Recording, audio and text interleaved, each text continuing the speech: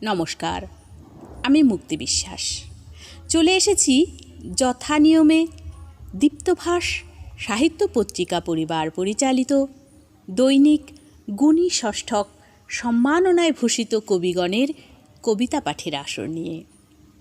আজ আমরা পাঠ করব গত 27শে ভাদ্র 1430 বঙ্গাব্দ, ইংরেজি 14ই সেপ্টেম্বর 2023 সাল বৃহস্পতিবারের সম্মানিত কবিগণের কবিতাসমূহ। আজ যাদের কবিতা আমরা পাঠ করব তারা হলেন কবি আবির চ্যাটার্জি, কবি সাবিত্রী দাস, কবি প্রহ্লাদ মণ্ডল, কবি কাকলি পড়ুয়া, কবি ফটিক বিশ্বাস এবং কবি প্রদ্যোৎ কাঞ্জিলাল। আজ কবিতা পাঠের আসরে আমার সঙ্গে উপস্থিত রয়েছেন শ্রদ্ধেয়া মাধবী ঘোষ মহোদয়া, রয়েছেন দীপ্তি রায় মহোদয়া, সঙ্গে রয়েছেন আজকের সম্মানিত কবি শ্রদ্ধেয়া কাকলি পড়ুয়া মহোদয়া স্বয়ং, এবং রয়েছেন বিশিষ্ট বাচিক শিল্পী লক্ষ্মী হালদার মহোদয়া। সকলকে শ্রদ্ধা, শুভেচ্ছা ও ভালোবাসা জানিয়ে শুরু করছি আজকের কবিতা পাঠের আসর। নমস্কার।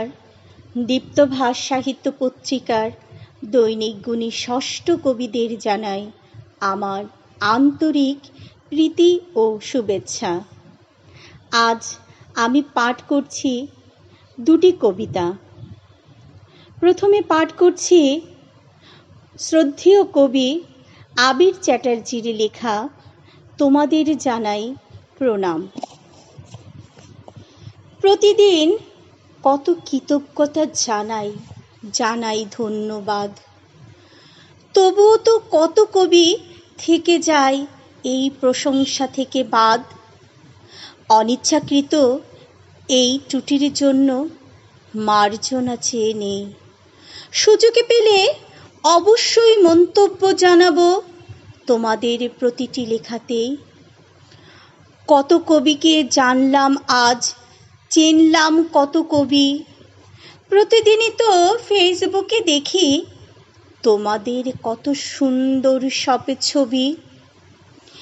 ইচ্ছে করে ফুলমালা দিয়ে তোমাদের জানাই প্রণাম, কাউকেই তো কাছে পাই না, তাই দূর থেকে জানাই সম্মান।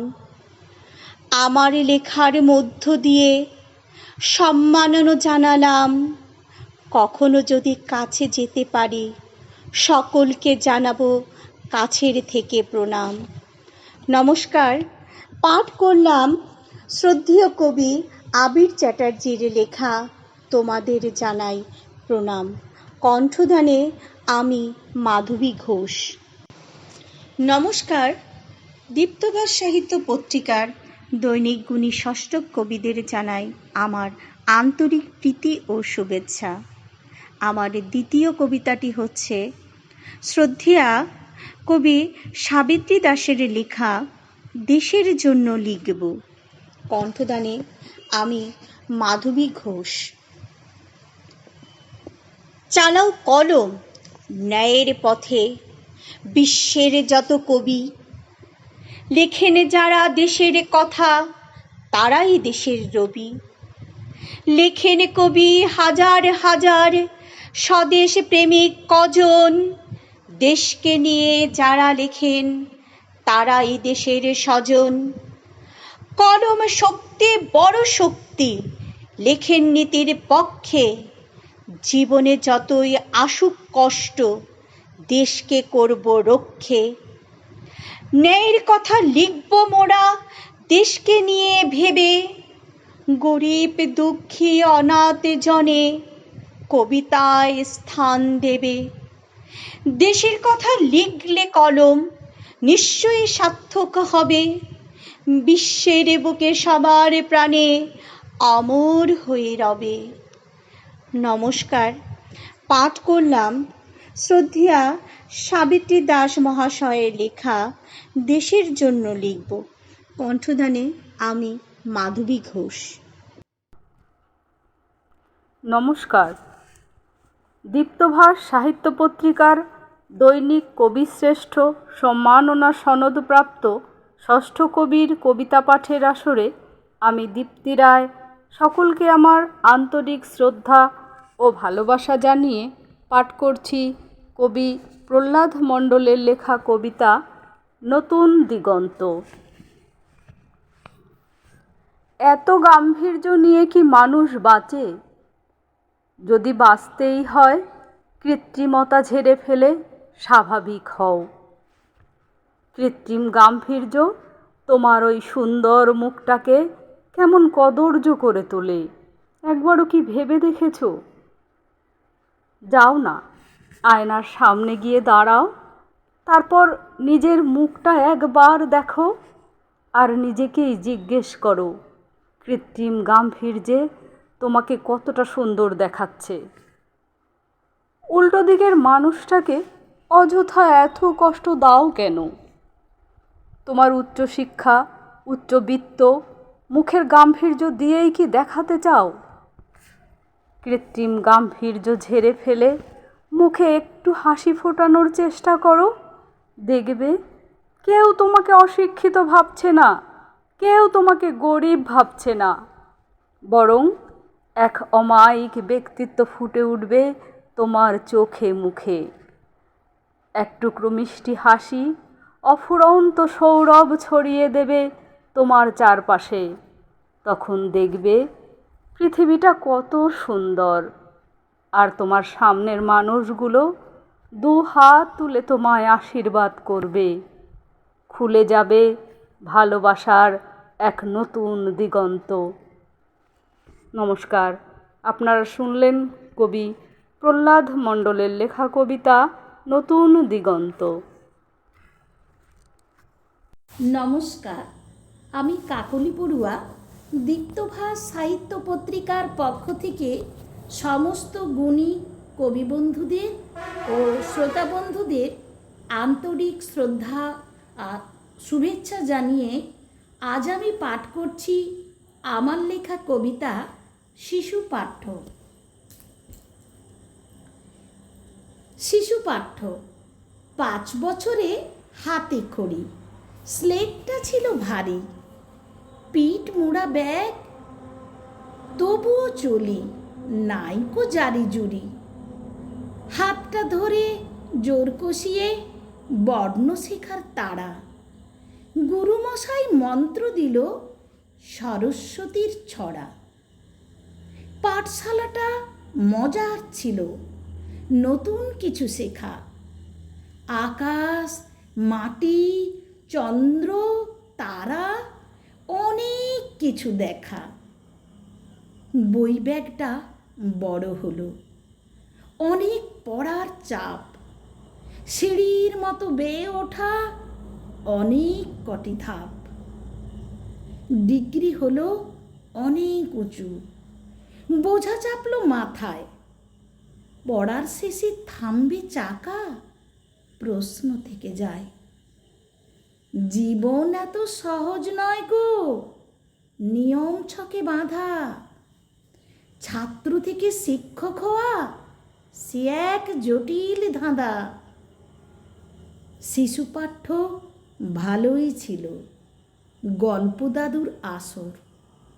বড় হওয়াটা বড়ই কঠিন, যাত্রা দলের কাঁসর।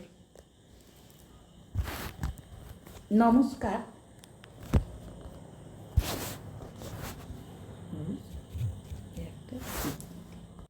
নমস্কার, আমি লক্ষ্মী হালদার। দীপ্তভাস সাহিত্য পত্রিকা পরিবার পরিচালিত দৈনিক গুণীষষ্ঠ কবি সম্মাননা সনদপ্রাপ্ত কবিগণের কবিতা পাঠের আসরে আজ আমি পাঠ করছি কবি ফটিক বিশ্বাস রচিত কবিতা পরিশ্রমের মূল্য। পাঠ করছি কবিতা পরিশ্রমের মূল্য। কলমে কবি ফটিক বিশ্বাস। মুছে ফেলো চোখের জল, শক্ত করো মন, বাঁচতে গেলে লড়তে হবে তোমায় সারাক্ষণ। সুন্দর জীবনে গড়তে হলে চাই কঠোর পরিশ্রম, জীবনভর কর্ম করে যাবে, পাবে না বিশ্রাম। পরিশ্রম সাফল্যের চাবিকাঠি, কর্ম করতে হয়, সততার সাথে কর্ম করলে জীবনে সাফল্য পায়।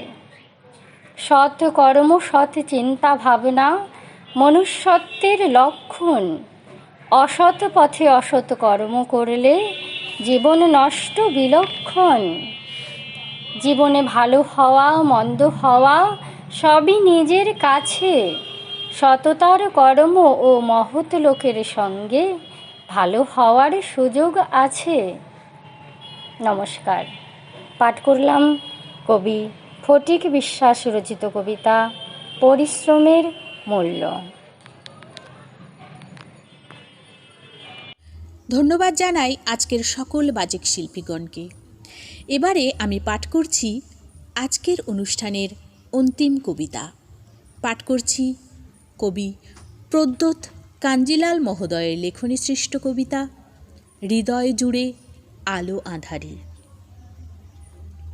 জীবনটা আজ আলো আঁধারি গোলক ধাঁধার ভিড়ে, একলা চলা পথের মাঝে একলা হেলে দুলে, নীরবতার শব্দগুলো বড়ই বেমানান। শূন্যতা আজ হৃদয় জুড়ে ধাবমান। ভিড়ের মাঝে একলা থাকা খুঁজেছি তোমায়, ঢেউয়ের পরে ঢেউ উঠেছে এক লহমায়। বাতাস কেবল বার্তা আনে মনের অতলে, বিলম্ব তাই মেনে নিয়ে একলা পথে চলে। চোখের কোণে কাজল কালো বিষণ্ণতার দিন, ভালোবাসা মনের গভীরে হারায় না কোনো দিন। সময় এখন বদলে গেছে জীবনধারার গতি, ভালোবাসার শূন্যতা একলা ঘরে ফিরি। মধ্যরাতে ঘুমের ব্যাঘাত লেগেই থাকে রোজ, মনের ঠিকানা কেই বা নেবে খোঁজ। আশ্রয় তাই ভরসা খোঁজা দিন যাপনের শেষে, হৃদয় জুড়ে বৃষ্টি নামুক এক পশলা মেঘে। বিষণ্ণতার মেঘের ছায়া যাক চলে বহু দূরে, ভালোবাসার জোরে জীবনটা গেল টিকে। মনের আকুতি প্রাণের বিরাম মনের অলিন্দে, নীরব ক্রন্দনে কেঁপে উঠে তাই তোমায় ভালোবেসে। স্মৃতির কথা মনের ছবি চোখের আলোতে। পাঠ করলাম কবি প্রদ্যোৎ কাঞ্জিলাল বিরচিত কবিতা হৃদয় জুড়ে আলো আঁধারি। আজ তাহলে এই পর্যন্তই। সবাই ভালো থাকবেন। নমস্কার।